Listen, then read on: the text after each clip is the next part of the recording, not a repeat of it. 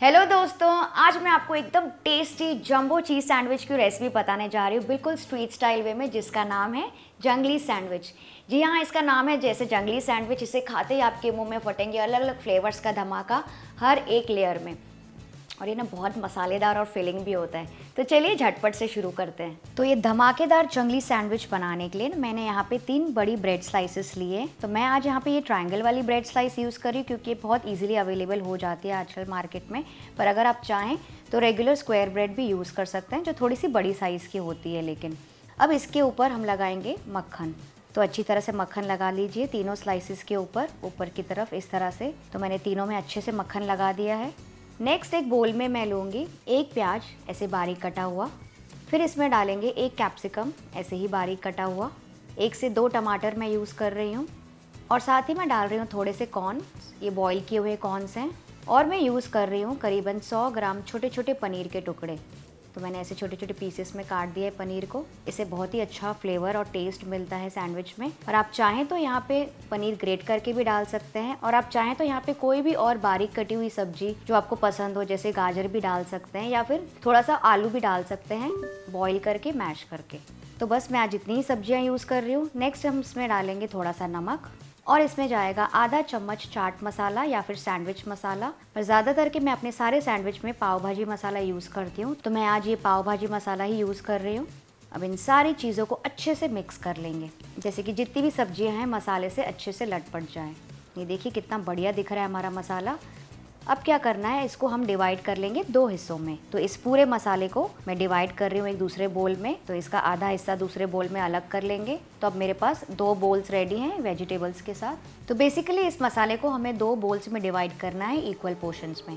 अब मैं क्या करूँगी, एक बोल लूँगी और उसमें हम डालेंगे बाकी के इंग्रेडिएंट्स। तो इस वाले बोल में सबसे पहले मैं डाल रही हूँ 1 से 2 बड़े चम्मच भरकर शेजवान सॉस। और ये बढ़िया सी शेजवान सॉस आप घर पे ही बना सकते हैं, जिसका लिंक आप डिस्क्रिप्शन बॉक्स में चेक कर सकते हैं। साथ ही मैं यूज़ कर रही हूँ 1 से 2 टेबलस्पून टोमेटो सॉस।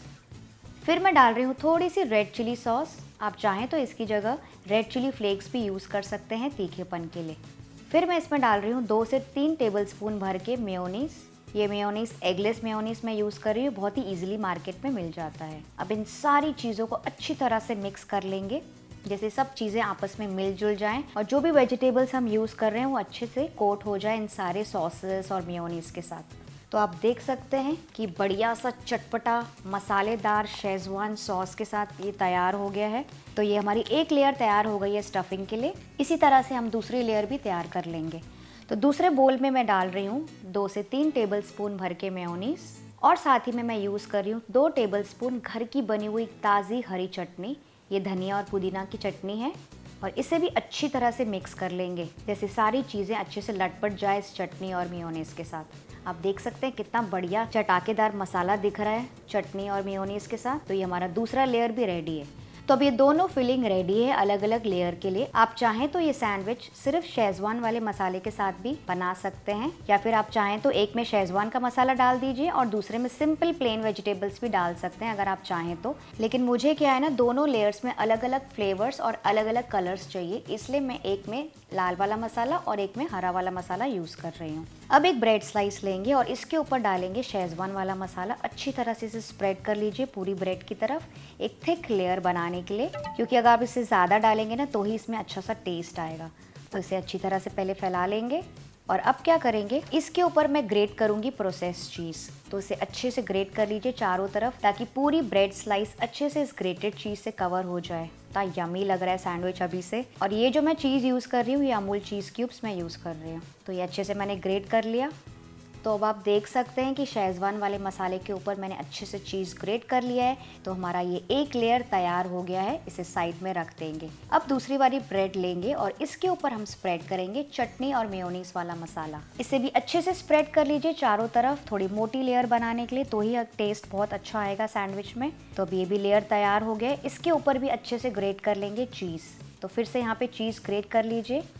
आप चाहें तो कम या ज़्यादा चीज़ अपने हिसाब से डाल सकते हैं, पर क्योंकि हम जंगली सैंडविच चीज़ी सैंडविच बना रहे हैं तो इसमें इतनी चीज़ तो डलती ही है। तो अब हमारे दोनों स्लाइसेस तैयार हो गए हैं दोनों लेयर्स के साथ। अब ये स्लाइस जो पहली वाली स्लाइस है, इसके ऊपर हम ये दूसरी वाली स्लाइस इसे प्लेस कर देंगे अच्छे से। थोड़ा संभाल के रख दीजिए, जैसे कि मसाला गिरे ना उसमें से। और फिर मैं इसके ऊपर क्या करूँगी ना, इसके ऊपर 30 ब्रेड स्लाइस रख दूँगी, लेकिन जो बटर वाला हिस्सा है ना वो ऊपर की तरफ होना चाहिए। देखिए इस तरह से आप देख सकते हैं कितने बढ़िया दिख रहे हैं सारे लेयर्स। और ऊपर से मैं लगाऊंगी एक पतली लेयर मेयोनीज की। तो इसमें थोड़ी सी मेयोनीज स्प्रेड कर लीजिए चारों तरफ अच्छी से, जैसे कि पूरी ब्रेड स्लाइस जो है ना वो मेयोनीज से अच्छी तरह से कवर हो जाए।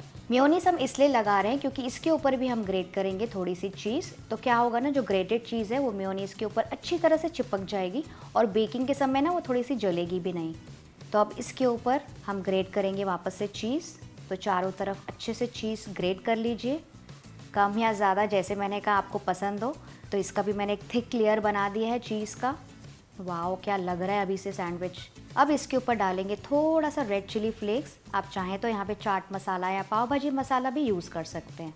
अब हम इसे बेक करेंगे प्री हीटेड ओवन में 180 डिग्री सेल्सियस पे 10 या 12 मिनट के लिए। तो यहाँ पे मैंने ये ट्रे ली है जिसके ऊपर मैंने बटर पेपर रख दिया है ताकि हमारा सैंडविच नीचे से चिपके ना और जले ना।